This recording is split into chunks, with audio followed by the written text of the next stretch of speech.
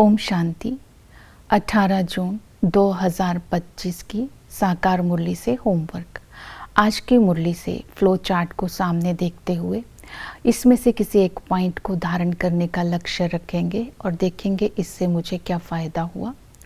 आज की मुरली से जैसे कि हम लक्ष्य लेंगे, नई दुनिया का स्वराज्य पाने के लिए संगम युग पर ही पावन बनने का पुरुषार्थ करना है। स्वमान लेंगे, मैं सर्व प्राप्ति संपन्न आत्मा हूँ।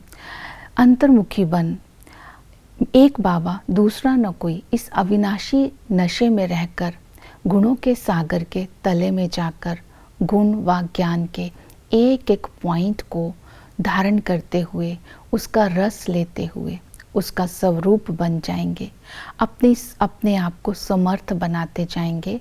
तो ये समर्थ बनते ही ये स्मृति या अनुभूति होगी कि मैं आत्मा सर्व प्राप्तियों से संपन्न हूँ। इसी तरह आज हम प्रैक्टिकल में होमवर्क रखेंगे। पावन बनने के लिए इस शरीर को भी सारथी समझकर चलेंगे। बाबा को अपना साथी अर्थात कंबाइंड बनाकर रखेंगे कर्म क्षेत्र पर कर्म करते हुए, और साक्षी होकर इन आँखों रूपी खिड़कियों से सब कुछ देखेंगे। बाहर का कोई भी प्रभाव आत्मा के ऊपर नहीं आएगा। आत्मा विकारों से निर्लेप होती जाएगी और आत्मा पावन बनती जाएगी। तो सारथी, साथी, साक्षी, ये शब्द प्रैक्टिकल में आज याद रखेंगे।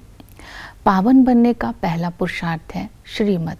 तो बाबा की श्रीमत है कि तुम बच्चे श्रीमत पर चलकर श्री श्री बनते हो, अर्थात श्रेष्ठ से श्रेष्ठ बनते हो। तो बाबा ने ये श्रीमत दी है, ये बुद्धि में आज रखना है, जैसा कर्म हम करेंगे हमें देखकर और करेंगे। तो जैसे कि ब्रह्मा को देख करके सबने फॉलो किया, तो हमारे कर्म भी ऐसे होने चाहिए कि संगम पर सच्ची कमाई करके 21 जन्मों के लिए अपनी तकदीर बनानी है। और दूसरी श्रीमत बाबा ने दी, साक्षी होकर के अपना पाठ व दूसरों का पाठ देखना है और पुरुषार्थ भी करना है। फिर बाबा ने तीसरी श्रीमत दी कि शरीर पर कोई भरोसा नहीं है, अंतिम जन्म है, तो इसलिए इस समय जो भी चांस मिलता है तकदीर बनाने का, वो चांस गंवाना नहीं है। एक बाप के सिवाय किसी को नहीं देखना है। ये श्रीमत को आज बुद्धि में रखेंगे। दूसरा पुरुषार्थ करेंगे समर्पणता।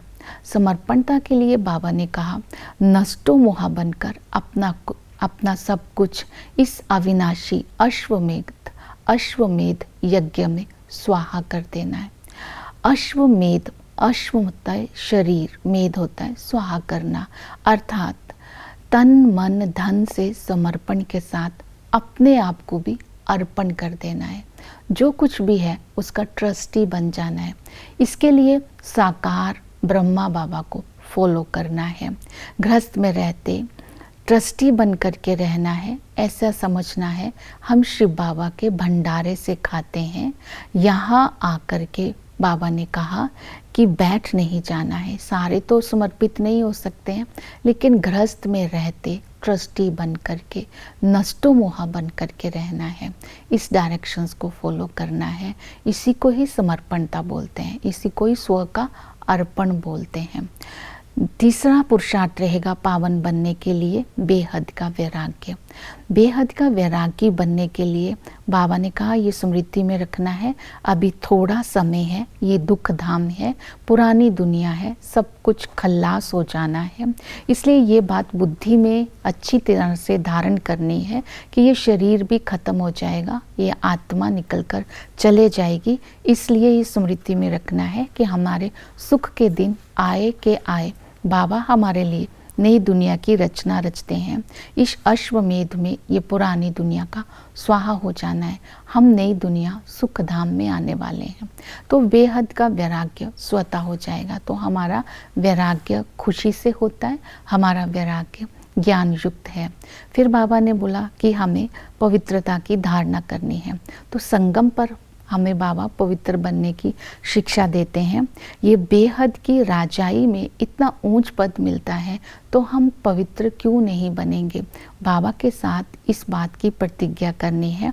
बाप का बनकर अगर इस संगम पर हम पवित्र नहीं बनते हैं तो बाबा ने कहा 100 गुना दंड के भागी बन जाते हैं। जो भी तुम विकर्म करेंगे उसकी क्षमा नहीं होती है, हिसाब किताब तो देना ही पड़ता है। इसलिए संपूर्ण निर्विकारी बनना है, ये स्मृति में रखना है। जैसे जैसे हम पावन बनते जाएंगे तो उसका आधार रहेगा, याद हमारी निरंतर होती जाएगी। तो याद के लिए बाबा ने बोला जितना तुम याद करेंगे विकर्म विनाश होते जाएंगे। इसी याद के आधार पर अबलाएं और कुब्जाएं भी वर्ष के अधिकारी बन जाती है। तो याद करने की विधि है, बाबा के साथ संबंधों का रस लेते रहना है। पिता के संबंध से इस समय हम बाबा से विश्व की बादशाही का वर्षा लेते हैं। बाबा हमें स्वराज्य का अधिकारी बनाते हैं। टीचर बनकर ज्ञान सागर हमें ऐसी पढ़ाई पढ़ाते हैं जिससे हमारी तकदीर ऊंच बन जाती है। ये पढ़ाई को रोज पढ़ना है, इसी पढ़ाई से स्वर्ग की स्थापना होती है।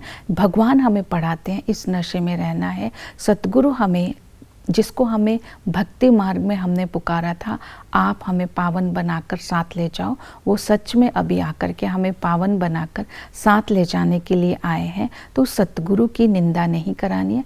निंदक के लिए बोला गया है, सतगुरु का निंदक ठोर ना पाए। जितना हम चक्र को बुद्धि में रखेंगे उतना ही विकर्म विनाश होते जाएंगे। आदि में सतयुग था, एक धर्म था, सुखधाम था। मध्य में अनेक धर्म हो गए, दुखी हो गए, वैशाल्य बन गया, दुखधाम बन गया। अंत में पुरुषोत्तम संगम युग पर बाबा हमें स्वराज्य अधिकारी बना करके, पावन बना करके नई दुनिया के लिए तकदीर हमारी बना देते हैं। ओम शांति।